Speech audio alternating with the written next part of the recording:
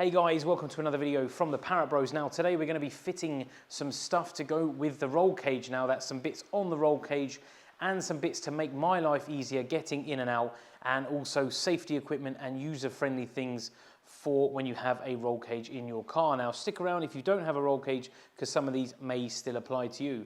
But before we get stuck into it, let's jump to that intro.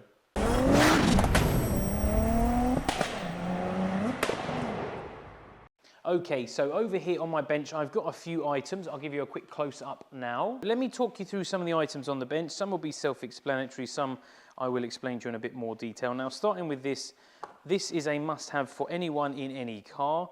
This is a two-part item, a hammer for breaking glass should you have an accident and not be able to get out of the car because maybe the doors are bent or whatever. And also on this side, you have a blade, which is a safety blade, so you can't actually get your finger near it. And that is to cut yourself out of a seatbelt should you need to. Now, myself and Bryn actually gave this a full test on our other channel. If you head over to Rock Bottom Media, I'll put a link up in the corner now. And that will take you to a full video where we go through all the different things. We'll cut seatbelts, we even roll a car and use this upside down. So great video, well worth watching. Pretty self-explanatory. We're going to put that somewhere in the car. This is a 3D printed hook which goes around the roll cage somewhere on the front bar, and I'll be using it to hold the steering wheel. Now, you laugh, but having a steering wheel that comes off, it does make life very easy to get in and out, and then this will allow you just to hook it up somewhere out of the way, because obviously you want to take the steering wheel off, you don't want to maybe put it on the dashboard, and you can hang it out the way. I can put the file for this on the video, so if you do know anyone with a 3D printer and you want one of these, dead handy. Moving on now, the roll cage, the top bar that comes across the front actually covers the mirror, so you can't see out of the rear window, which is very dangerous. And of course, with a bucket seat, you are very limited, and in a coupe, you are also very limited because it has tiny little wing mirrors. So now you have this beautiful 15-inch mirror, and these brackets go around the roll cage. I'll get this fitted and I'll show you later, but that basically goes like that. This was an absolute bargain on eBay, less than 20 quid all in, including these billet alley adapters, which is very, very cool. And the last thing we have on the table here today is my fire safety stick. Now, this is, instead of a fire extinguisher, now we're only talking handheld, not a full plumbed-in system, because that's two completely different things. But this will put out fire for up to 50 seconds discharge time. A normal fire extinguisher is less than 10 seconds, so this should be able to give you quite a bit more, and you can actually be in the car when this is being used if you, say, are stuck in the car and you need to use it for escape. We did a complete video on this. I'll put a link again in the corner because I think it's really important. Fire safety, cars catching on fire and things like that is very, very important. This comes with a 3D printed bracket, which I can put around the cage for easy access because you want to be able to grab it at all times. But like I said, if you want to go and check out the video for this, I highly recommend it. Great bit of kit. I won't say too much more about it, but that's the array of things that I feel you must have if you've got a cage, because obviously you need better vision, better access, somewhere to put it. Every car needs one of these and one of these. But right, let's jump into the car. Well, let me change the camera and I'll show you me trying to get in the car to start with. Okay, so there's certain things that you may want to take into consideration when you're trying to get in and out of a car with a roll cage. Now, of course, if you have just a rear roll cage, this won't be so much of an issue because these door bars won't be in the way and you'll be able to just swing your leg in normally. Now, I don't have that availability. I have to go over the cage and under the steering wheel. Now, if you can imagine, a normal steering wheel will be here somewhere. The window between there is only about 7 or 8 inches, which is an absolute nightmare. So by being able to take the steering wheel off, it just gives you a little bit more space. Now, of course, you can roll your seat further back, but realistically, it's only going to go so far. Now, I've also put on these carbon 4D printed vinyl sort of protectors, because I don't want to keep scuffing it with my shoe, because naturally it will. Same as here, I put it here so that when I take my seatbelt off, if I throw it, it won't chip the paint and obviously make it go rusty, because at the end of the day, I want to keep this in as best condition as I can because it is a safety feature. The last thing I want to do is get it rusty. Now, getting into every different cage car is different. This one, I found it's best to put one foot in first, then head first, then bring your other leg in. But you'll watch me, I'll struggle to get my leg over this bit here. So head first, and see, look, already with the steering out the way, I can get my knee right by it and slide in nicely. Then it's just a case of lifting this leg in, and I'm in. Now that wasn't actually too much of a performance, relatively easy to get in. Now, of course, once you're strapped in, you have very little reach. Now I'm probably going to put the hook for the steering wheel somewhere there, because I can quite easily reach across, unhook the wheel, click it on, and I'm ready to go. I don't want the hook here because I don't want to be able to be visible. If it's here, I mean, once you've got your harnesses on, you can't headbutt it anyway, and I'm sure the passenger's not going to mind a little hook there. The mirror will probably sit dead center there. I'll probably tilt it ever so slightly back so it literally sits sort of right up against the cage, because what you don't want to do is have it too low and then it's going to block your vision going outwards, because I've been in a couple of kit cars where the mirror comes quite low and it actually gives you a blind spot, which is the last thing you're going to want. So that's definitely to be considered. Now the other thing to consider is where to put my fire stick. Now I'm going to want that somewhere I can grab it easily, because let's say for instance we get some side impacts and I can start seeing some smoke. I'm going to want to be able to grab it quick. I'm not going to want to have buckle out, climb into the back or anything like that. So it's got to be in a reachable position. So maybe, depending on space, I might put it down here because it's easy to grab, relatively in access, and it's not likely to get banged. That, or where else have we got? Maybe on the roll cage hoop, because I can literally just put my arm there and I'm touching it, or on the upper bar. I don't really want it here because it might roll around, I might bang it with my head. That's the last thing I want to do. And then the hammer, I'm probably going to make some sort of bracket, because I've got all this sort of wasted space, and I've got, of course, here nothing at the moment, and same under here. Now I do need to mount my light switch, because I've got it cable tied up at the moment, along with my OBD port and a couple other things. So I might make a bracket which just sits here, but I have to be a little bit careful, because I won't be able to get my leg and feet out if I'm if I do too much.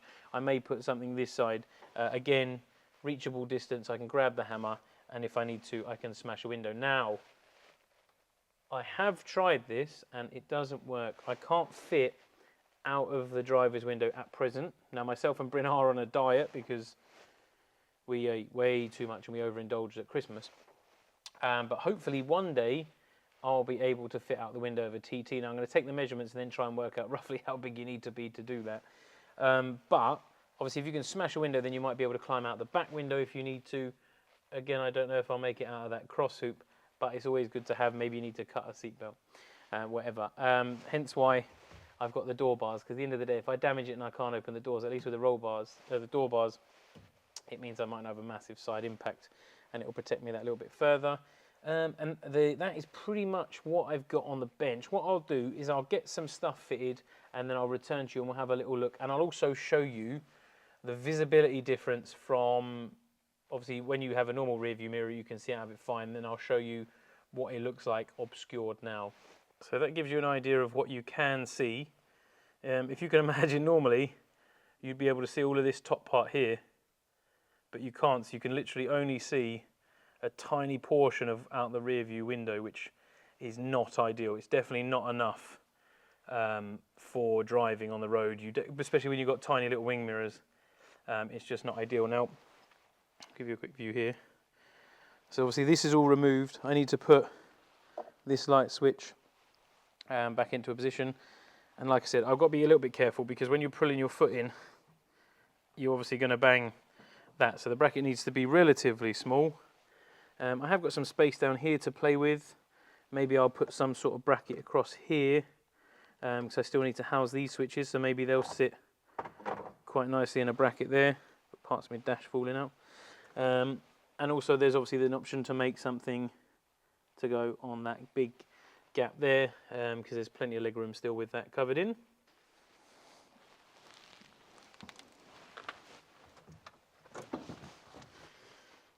Okay, so I have pretty much completed what I wanted to do today. Now I've gone for the hook over the front, because what I didn't want to do was for someone to whack their head against the hook hanging out here. So I've tucked it up, nice clean thread on the top there, so there's plenty of space. Obviously if a passenger wants to get in, I can jump in, take the steering wheel out. They've got a little bit more room to get in. But that is a nice, nice sort of touch. Now, with a mirror, this took quite a bit of fettling. Great bit of kit, really sturdy. It's not going anywhere.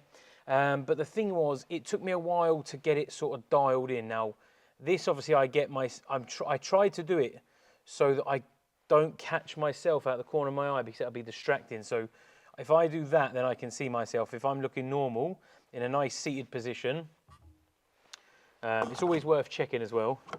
So I'm in a nice seated position. I can't see myself in the mirror, so it won't be distracting. I can see between the seats. I can see out of the back. It's not too low that it's affecting my vision at the front, but it's in the perfect position. And for less than 20 quid, these retail for 60 quid online from most motorsport companies. At the moment, I found this on eBay for under £20. I'll put the link down in the description if anyone wants one. I'll also put a link to most of the bits I've got and for the file for printing that and the fire stick and all the other stuff. Just if you're interested and you want to have a look, go check it out. So that's that. I've got the mirror. I have ordered a steering wheel cover just to keep that a bit nice. So that's really good. Now the fire stick I have got here, I'll show you a picture in a minute, but I wanted it so that I could reach it or the passenger could reach it at any time. So it is literally just on the lower crossbar by the rear seats. So you can literally just reach over, flick the Velcro, and it comes out. You can just pop it out and then activate and do whatever you need to do with it. I also threw the passenger side bucket seat in, which was quite a bit of faff on my own, I'll be honest. And then all I need to do now going forward is sort out a foot plate, maybe play with the seats a little bit, and get some brackets made to try and hold. I might just make a small trim, that or I'll trim down an original one, the lower dash trim, just across here, just enough to hold the lights, because that may be enough. I don't know, but I'll play with that and I'll let you know how I get on. But I am really, really happy. The only thing I haven't put in yet is the hammer / seatbelt cutter, because I want to try and make some sort of bracket / thing with buttons here that maybe I can bolt it onto, because you kind of want it accessible, but I'm very limited on where I put it and I don't want it to get in my way. But yeah, really, really happy with the progress on this now. Massively a step in the right direction. Now, because the cage is in and we're all finished, I can start running additional things. So I can start running a battery, which I'm going to put in the back, make a bit more room in the engine bay for some stuff later on. The water meth is already semi-fitted. It's not completely fitted yet, but I will be, again, running the lines out and having that in the back.